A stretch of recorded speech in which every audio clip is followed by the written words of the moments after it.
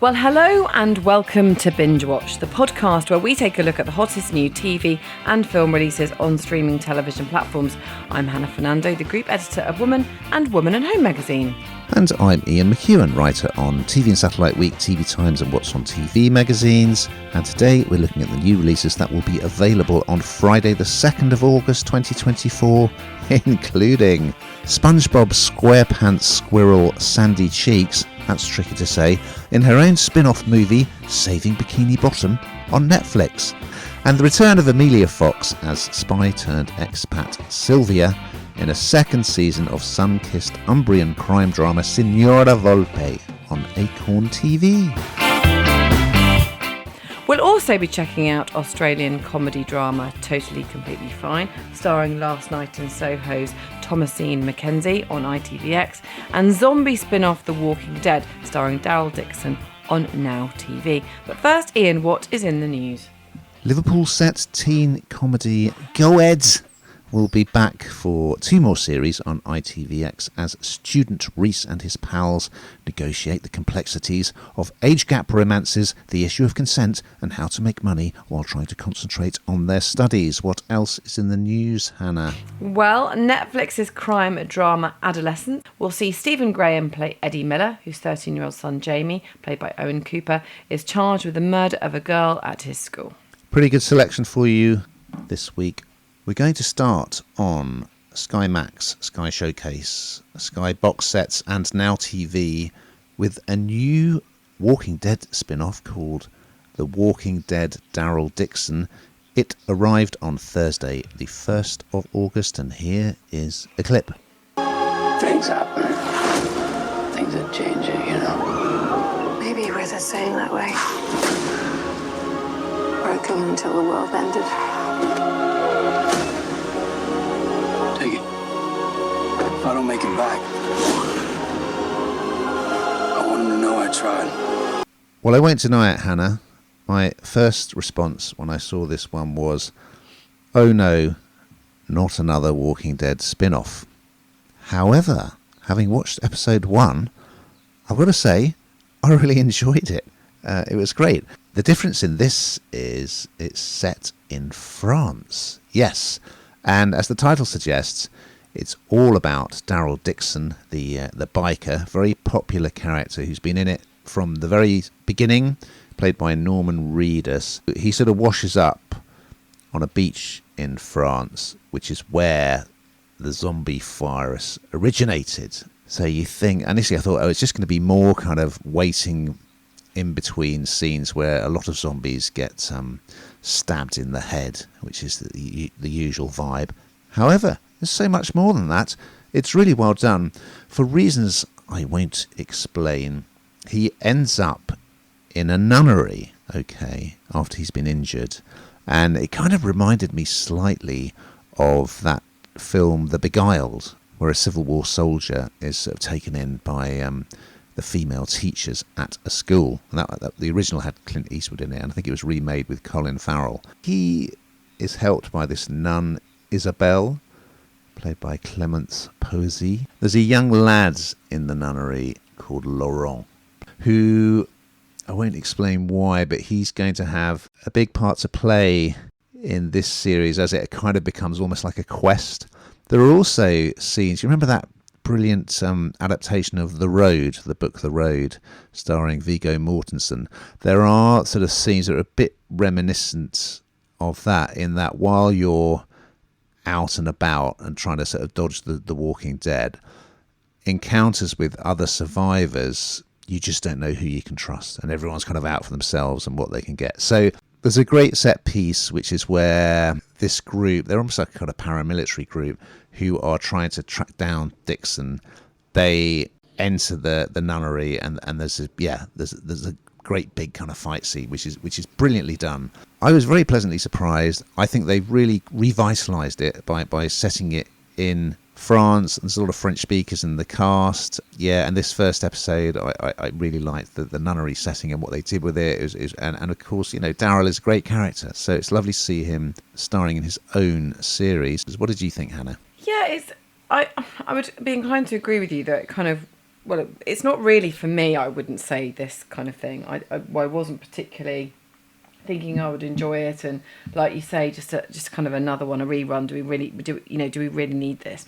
But actually, it is a bit different, and the premise of it is slightly different. And this kind of idea that like he describes himself, the character, this kind of redneck being dropped in France, and how's that going to work? And I think that the main character, Daryl, kind of finds their groove not too far into it, and I think it works really well. I mean, post-apocalyptic kind of scenarios, I just don't like them that much. They scare me as much as anything. That's probably what it is. Just I have the fear, but it's just horrible. No, why would you want to survive it? But I don't know. It's got a sort of extra depth to it, and it is slightly different. So if you like this sort of thing, if you like this kind of genre, then you'll enjoy. I think this very much. And as I say, I think it's mainly because the characters are played so well, and there is actually kind of a storyline other than sort of what you expect. Really, there's a bit more to it. Next up, arriving on Netflix on Friday the 2nd of August, we have the animated film Saving Bikini Bottom, the Sandy Cheeks movie. And here's a clip. We're going to save our friends! Let's go! Come on, SpongeBob! Wow! You never told me you were a flying squirrel! It gives me jiggly arm flaps. Hey, I'm getting flap slapped! Yes, the sublime to the ridiculous, some might say, when we're discussing these things on our podcast. But as you say, it's an animation. It's a one-off animation. And yep, Sandy Cheeks has got her own adventure. This is a complete spin-off from SpongeBob SquarePants. So if you like SpongeBob SquarePants, you probably will like this too. It is full of the most ridiculous, crazy, nonsensical, ridiculous plots you could imagine. But it obviously works very well and feeds into this whole kind of... not genre, but this whole kind of SpongeBob SquarePants craze that there has been for as long as I can remember, actually. So this is it's funny, it's silly. It's funny actually because when I was kind of looking into this, it's already made in so many different languages, and once I started going down the rabbit hole of watching it in one language, I started to watch it in other ones, and it's really funny seeing Sandy Cheeks speak in Spanish. But anyway, I digress ridiculously. So this is all because the plot follows Sandy and SpongeBob, because they venture to Sandy's home state of Texas to save Bikini Bottom from the hands of this evil CEO. Now, this is the first time there's ever been a spin-off of SpongeBob, and it'll be interesting to see the reaction in many ways, because is it SpongeBob that everyone cares about, or is it actually the characters around it? And I would say that this will probably be quite a good hit with people, because it is funny. It's just the same thing. There's nothing to really dislike about it. And yeah, they're there to save the day. I mean, there's no depth to this. I mean, I need to be clear about this. There is no real depth to this. This is just funny, silly craziness in the same way that all of these kind of the films have been, and also anything that you've seen on TV of SpongeBob SquarePants. It's good fun. It's, as I say, sublime to ridiculous. Walking Dead to this is something completely different, but it is fun. I enjoyed it. The kids will like it. It's one for the family. Well, I am a huge SpongeBob fan, and there are two SpongeBob movies already on Netflix which are hilarious and well worth checking out. However, I have to admit, Sandy Cheeks, who for the uninitiated is a scientist squirrel who lives at the bottom of the sea in Bikini Bottom to sort of study the marine life, and in this Bikini Bottom, the little community where SpongeBob, who's a sponge, lives with all his undersea mates, it's scooped out of the sea by this tsunami, played by the brilliant Wanda Sykes, brilliant American comedian and actress, who has a nefarious plan. Of course she does. So, there's a lot more Sandy in it and a lot less. There's less SpongeBob, and there's certainly a lot less of characters like Mr. Krabs, Plankton, Squidward, which is a shame because I love all those characters. And also there's a lot more live action stuff going because it's literally out of water. Most of it takes place on land, as you say, in Texas. There's a lot more live action stuff. And overall, I have to admit, I didn't enjoy it nearly as much as the other SpongeBob films, but there's plenty to recommend it. I mean, it is good fun. There's some songs in it. You meet Sandy's squirrel family, who are all circus performers. Among the voice cast, you may not recognise Johnny Knoxville from Jackass. He plays one of the squirrels. Kind of a bit of a mixed bag for me. Not as good as my favourite SpongeBob stuff, but still great fun and pretty crazy. We move across to ITVX now for a new comedy drama series which arrived on Monday the 29th of July. It's called Totally Completely Fine, and here's a clip. I just inherited a pretty sweet little beach house. Did you want to come over?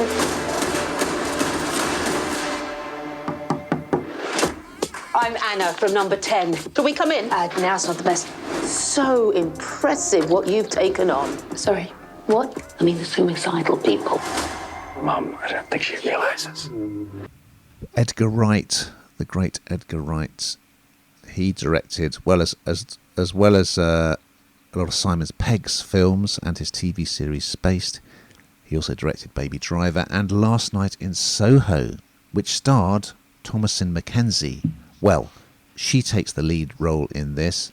It's an Australian comedy drama, and she plays Vivian, who is a very troubled young woman who, in the first sequence, we see her considering taking her own life.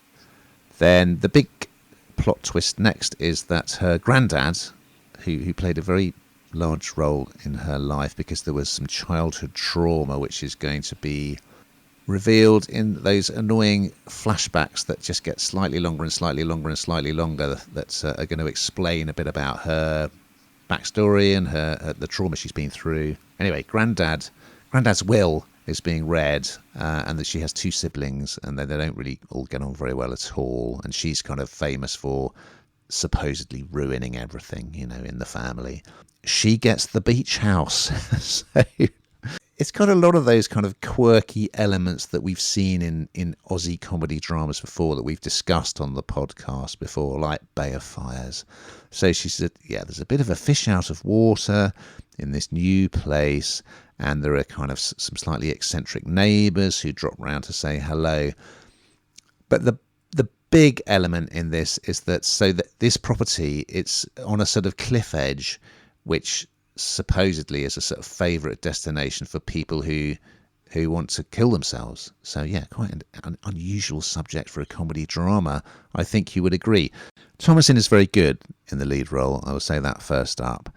However, many of the scenes I felt are quite overwrought, and the dialogue not at all convincing. So the first person who comes to the cliff edge, before she realises that this is like a suicide hotspot like Beachy Head, is this bride who's run away from her own wedding, and she's going to become a regular character.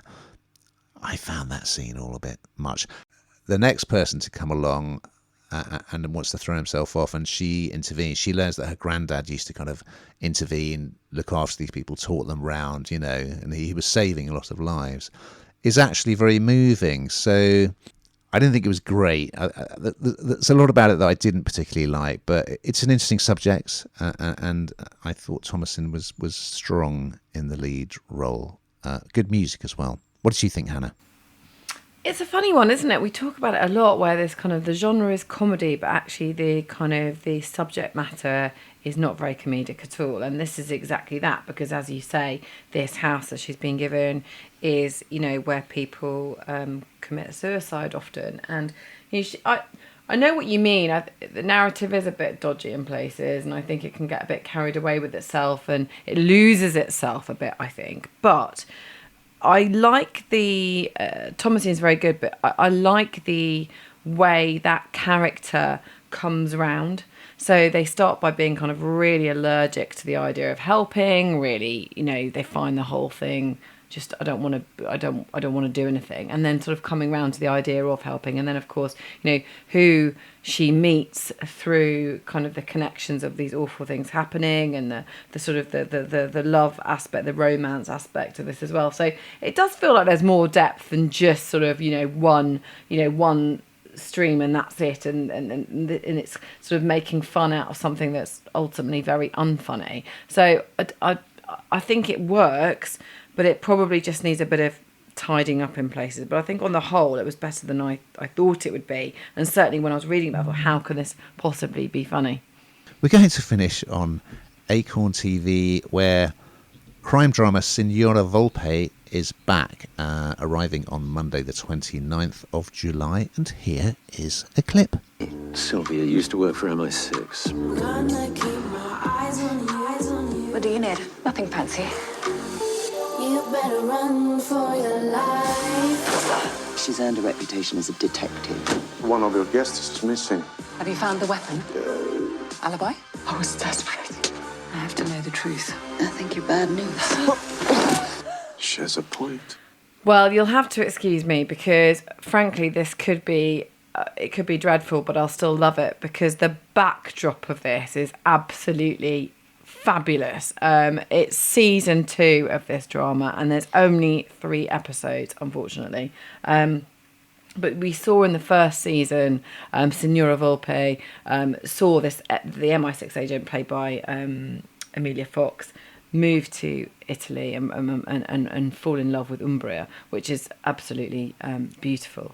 And this is where this is now set. But her investigative skills, her kind of wanting to step into the slower lane in Italy doesn't work because it's inherently in her to still be this, to have this inquisitiveness, it's her natural instinct. And, she straight away in the first episode, you can see this sort of beautiful backdrop. She's pondering this sort of quieter life, and within minutes, there we are with her embroiled in something that she, clearly she gets her kicks out of. She enjoys doing it. It's inherently, as I say, in her. I'm a massive fan of Emilia Fox. I think whatever she kind of turns her hand to, she does really, really well.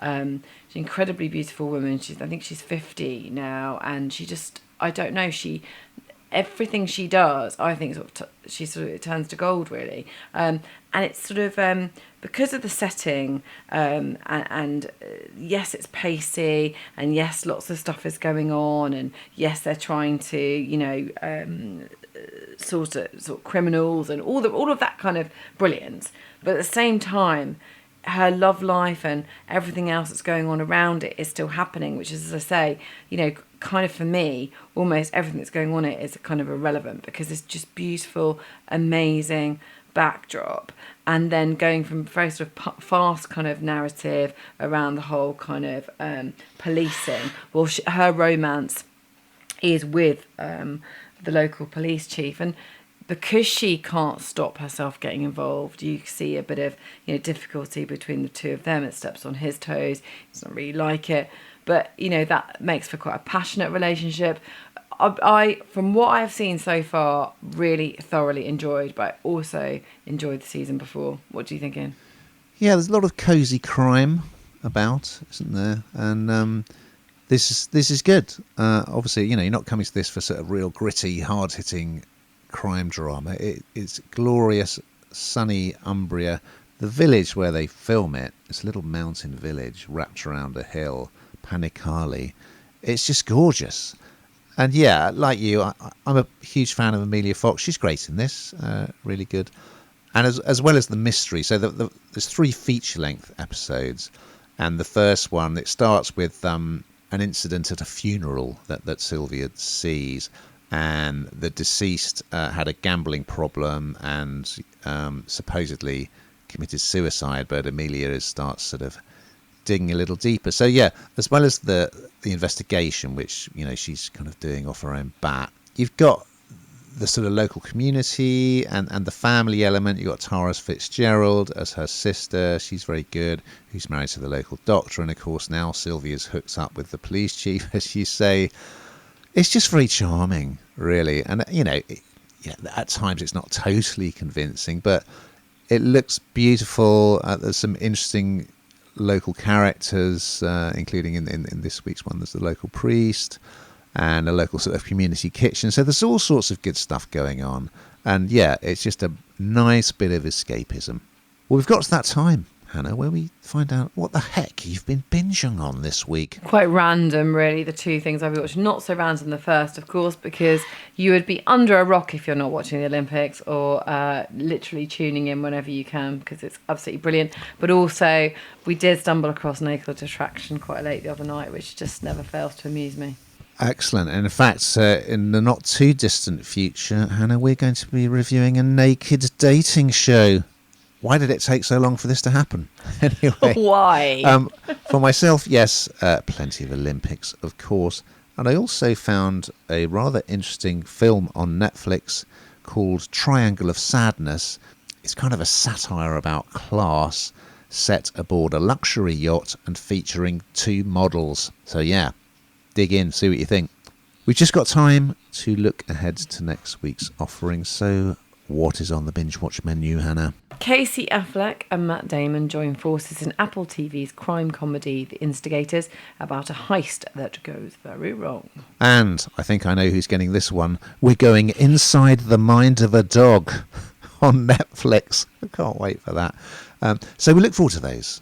I love the idea of that, can I just say? Okay, good. Love it. Good. Well, yes, we look forward to those and much, much more. But in the meantime, listeners and their dogs, watching. I was nearly going to say I was going to do it and I keep barking. Stop myself.